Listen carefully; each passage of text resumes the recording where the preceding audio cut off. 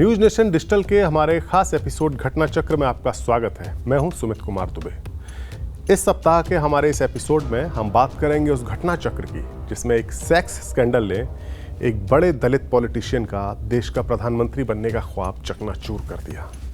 वो पॉलिटिशियन थे बाबू जगजीवन राम और वो वक्त था साल 1978-79 का।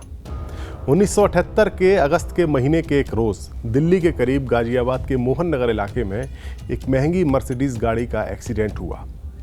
घबराए हुए कार के ड्राइवर ने गाड़ी को मोहन मैकिन के कारखाने में घुसा दिया। उसके गेट में उस गाड़ी को उसने घुसा दिया। कारखाना बड़े शराब कारोबारी कपिल मोहन का था। कपिल मोहन के भतीजे और कारखाने के मैनेजर अनिल बाली ने इस गाड़ी के ड्राइवर को पहचान लिया। वो सुरेश राम थे, उस वक्त की जनता पार्टी सरकार में रक्षा मंत्री बाबू जगजीवन राम के बेटे। उनके साथ गाड़ी में एक कम उम्र की दिल्ली यूनिवर्सिटी की एक छात्रा भी थी। सुरेश राम ने बाली को बताया कि जनता पार्टी के दो कार्यकर्ता ओमपाल सिंह और केसी त्यागी उनकी गाड़ी का पीछा कर रहे थे और उन्हें चकमा देने के चक्कर में ही उनका एक्सीडेंट हो गया। बाली ने अपनी कंपनी की गाड़ी में सुरेश राम और उस लड़की को वापस भेज दिया। सुरेश राम ने बाली को जो कहानी बताई थी उसके ठीक उलट उन्होंने कश्मीरी गेट थाने में एक एफआईआर दर्ज कराते वक्त कुछ और कहानी बताई थी। उनका कहना था कि जनता पार्टी के लीडर राजनारायण सिंह के दो चेले केसी त्यागी और ओमपाल सिंह उनका अपहरण करते हैं और उसके बाद उन्हें पीट कर उन दोनों लोगों ने सुरेश राम को बेहोश कर दिया और फिर बेहोशी की हालत में उनकी एक लड़की के साथ आपत्तिजनक तस्वीरें खींच ली। सीनियर पत्रकार नीरजा चौधरी की किताब हाउ प्राइम मिनिस्टर डिसाइड में ये वर्णित वाकया जो ये वाकया है वो उसी पूरी घटना चक्र की शुरुआत है। वो घटना चक्र जिसमें अपने बेटे के कथित सेक्स स्कैंडल में बाबू जगजीवन राम के पॉलिटिकल करियर को ग्रहण लग गया, उनके पॉलिटिकल करियर पर दाव लग गया उनके बेटे के इस कथित सेक्स स्कैंडल में। जगजीवन राम इस सेक्स स्कैंडल के छींटों से अपनी इमेज को बचाने की किस तरह से कोशिश कर रहे थे और कैसे वो इसमें नाकामयाब रहे, इन बातों को बताने से पहले हम आपको 1970 के दशक के उत्तरार्ध के उन हालात से रूबरू कराते हैं जब जगजीवन राम 2 बार पीएम बनने से चूक गए थे। 25 जून 1975 को देश में लागू की गई इमरजेंसी को जब करीब 2 साल हो गए और उसके बाद जब देश में आम चुनाव हुए तो कांग्रेस और उसकी लीडर इंदिरा गांधी को तगड़ा झटका लगा था। कई दलों के साथ मिलकर बनी जनता पार्टी ने उत्तर और मध्य भारत में कांग्रेस का सफाया करके पूर्ण बहुमत के साथ सरकार बनाई थी। इंदिरा गांधी विपक्ष में थी। साल 1977 में जब जनता पार्टी की सरकार बनी तो प्रधानमंत्री पद के 3 दावेदार थे, मोरारजी देसाई, चौधरी चरण सिंह और बाबू जगजीवन राम। जेपी के कहने पर मोरारजी देसाई को पीएम बनाया गया, लेकिन जनता पार्टी की आपसी कलह ने इंदिरा गांधी को सत्ता में वापसी करने का मौका दिया और उन्हें कई मौके लगातार एक के बाद एक मिलने लगे। मोरारजी देसाई चौधरी चरण सिंह को बिल्कुल भी पसंद नहीं करते थे। वहीं चरण सिंह और बाबू जगजीवन राम के बीच भी रिश्ते अच्छे नहीं थे। मोरारजी देसाई से नाराज रहने वालों में एक शख्स और थे और वो थे राजनारायण सिंह। वही राजनारायण सिंह जो इंदिरा गांधी के सबसे बड़े दुश्मन माने जाते थे। राजनारायण खुद को चरण सिंह का हनुमान बताते थे। अब इसे राजनीति का चरित्र कहिए या कुछ और, राजनारायण सिंह ने चौधरी चरण सिंह को भरोसे में रखकर इंदिरा गांधी के बेटे संजय गांधी के साथ मुलाकात करके मोरारजी देसाई की सरकार को गिराकर चरण सिंह को कांग्रेस के समर्थन से पीएम बनाने की योजना बनाना शुरू कर दिया था। मोरारजी देसाई के जाने और चरण सिंह की सरकार के आने के बीच में एक ही रुकावट थी और वो थे बाबू जगजीवन राम, जिनका राजनीतिक कद काफी बड़ा था।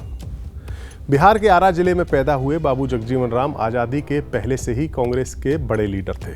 उन्हें पूरे भारत में कांग्रेस का दलित चेहरा माना जाता था। 1971 के भारत पाकिस्तान युद्ध के वक्त वो इंदिरा गांधी की कैबिनेट में रक्षा मंत्री थे।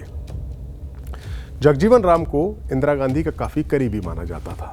संसद में इमरजेंसी का प्रस्ताव वही लेकर आए थे, लेकिन जब 1977 में चुनाव का ऐलान हुआ तो वो कांग्रेस छोड़कर उनकी विरोधी जनता पार्टी के साथ आ गए। माना जाता है कि उनका इस तरह से अचानक कांग्रेस छोड़ने से इंदिरा गांधी काफ़ी आहत हुई थी और उन्हें उत्तर भारत में कांग्रेस के दलित वोट बैंक के दरकने का डर था और आम चुनाव में ऐसा हुआ भी। बहरहाल अब वापस लौटते हैं अगस्त 1978 में, जब बाबू जगजीवन राम के बेटे सुरेश राम की अश्लील तस्वीरों ने दिल्ली के पावर कॉरिडोर में हलचल मचा दी थी। शराब व्यापारी कपिल मोहन इंदिरा गांधी और संजय गांधी के काफी करीबी माने जाते थे, लेकिन उनके जनता पार्टी के टॉप लीडर्स के साथ भी अच्छे ताल्लुकात थे। कपिल मोहन के घर पर जगजीवन राम की मुलाकात राजनारायण से हुई।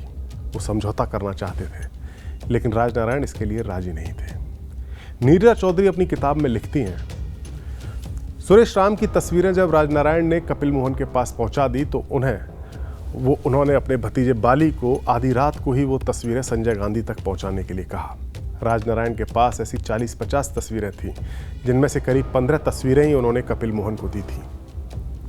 बाली रात को करीब 1 बजे 12 वेलिंगटन क्रीसेंट रोड पर पहुंचे संजय गांधी के घर। वहां उन्होंने संजय गांधी को नींद से जगाकर उन्हें तस्वीरें सौंपी।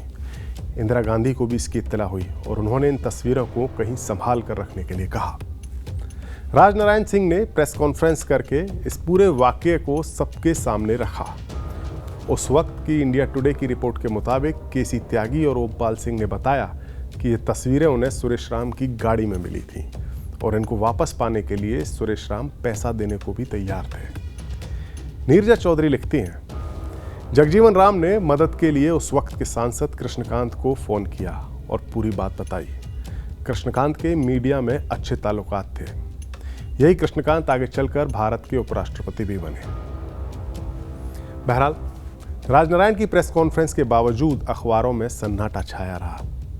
जगजीवन राम जानते थे कि ये तस्वीरें वो अखबारों में छपने से तो रोक सकते हैं, लेकिन कांग्रेस के अखबार नेशनल हेराल्ड और संजय गांधी की पत्नी मेनका गांधी की पत्रिका सूर्या में छपने से रोकना मुश्किल होगा। मशहूर लेखक रहे खुशवंत सिंह ने इस घटना का जिक्र अपनी किताब truth and love and little malice में लिखा है। एक रोज मेरी मेज पर एक पैकेट आया, ये खुशवंत सिंह लिखते हैं, जिसमें जगजीवन राम के बेटे सुरेश राम और कॉलेज में पढ़ने वाली एक लड़की की तस्वीरें थीं। उसी शाम उनके पास एक व्यक्ति आया जो जगजीवन राम का संदेशवाहक होने का दावा करता था। उसने कहा कि अगर वो तस्वीरें नेशनल हेराल्ड और सूर्या में न छापी जाएं तो बाबूजी यानी जगजीवन राम मोरारजी देसाई का साथ छोड़कर इंदिरा गांधी की तरफ आ सकते हैं। खुशवंत सिंह ने उन तस्वीरों को लिया और वो इंदिरा गांधी के पास गए। जब उन्होंने जगजीवन राम की तरफ से आई इस पेशकश का जिक्र किया तो इंदिरा गांधी ने कहा कि उन्हें उस शख्स पर जरा भी विश्वास नहीं है। जगजीवन राम ने किसी और शख्स से ज़्यादा इंदिरा और उनके परिवार को नुकसान पहुंचाया है, ये इंदिरा गांधी कह रही हैं। उनसे कह दीजिए कि पहले उन्हें अपना पाला बदलना होगा, तभी मैं मेनका से उन तस्वीरों को न छापने के लिए कहूँगी। इंदिरा गांधी ने खुशवंत सिंह को अपनी बात साफ तौर पर कह दी। बहरहाल सूर्या मैगजीन में बाबू जगजीवन राम के बेटे सुरेश राम और दिल्ली यूनिवर्सिटी की उस छात्रा की वो अंतरंग तस्वीरें छापी गईं। कई जगह काली पट्टी लगाई गई। इस खबर को टाइटल दिया गया the real story. Jagjivan Ram देश के रक्षा मंत्री थे, लिहाजा उस रिपोर्ट में विदेशी जासूस, हनी ट्रैप, रक्षा जानकारी की लीक, इस तरह के एंगल भी जोड़े गए। इन तस्वीरों के छपते ही देश की राजनीति में भूचाल आ गया। हालांकि सुरेश राम का राजनीति से तब तक कोई वास्ता नहीं था, लेकिन फिर भी अपने बेटे के सेक्स स्कैंडल में फंसने का सीधा असर जगजीवन राम के पीएम बनने की संभावना पर पड़ा। कहा जाता है कि उस वक्त जगजीवन राम के पास जनता पार्टी के 205 सांसदों का समर्थन था। माना जा रहा था कि जगजीवन राम जैसे मजे हुए राजनीतिज्ञ के लिए बाकी 66 सांसदों का इंतजाम करना भी मुश्किल काम नहीं है, लेकिन इस सेक्स स्कैंडल ने उन्हें हाशिए पर धकेल दिया। संजय गांधी और चरण सिंह की जुगलबंदी आखिरकार कामयाब रही और 15 जुलाई 1979 को मोरारजी देसाई ने इस्तीफा दे दिया। कांग्रेस के समर्थन से 18 जुलाई 1979 को चौधरी चरण सिंह देश के पीएम बने और बाबू जगजीवन राम की राजनीति उनके बेटे के इस सेक्स स्कैंडल की भेंट चढ़ गई। चरण सिंह भी ज़्यादा वक्त तक पीएम नहीं रह सके और कांग्रेस ने उनकी सरकार गिरा दी। उस वक्त भी जगजीवन राम सरकार बनाना चाहते थे, लेकिन देश आम चुनाव की ओर बढ़ गया। इंदिरा ने 1980 के चुनाव में जोरदार वापसी की। बहरहाल आगे चलकर जगजीवन राम के परिवार और गांधी परिवार के रिश्ते फिर से सुधरे और उनकी बेटी मीरा कुमार को यूपीए सरकार के दौरान 2009 में लोकसभा अध्यक्ष बनाया गया। सुरेश राम की आपत्तिजनक तस्वीरें हासिल करने वाले राजनारायण के जो 2 लोग थे, उनमें से एक केसी त्यागी आगे चलकर संसद सदस्य बने और फिलहाल नीतीश कुमार की पार्टी जनता दल यूनाइटेड के लीडर हैं। तो ये था हमारा इस हफ्ते का घटना चक्र। ये एपिसोड आपको कैसा लगा, अपनी राय कमेंट बॉक्स में जाकर हमें ज़रूर बताएं। नमस्कार।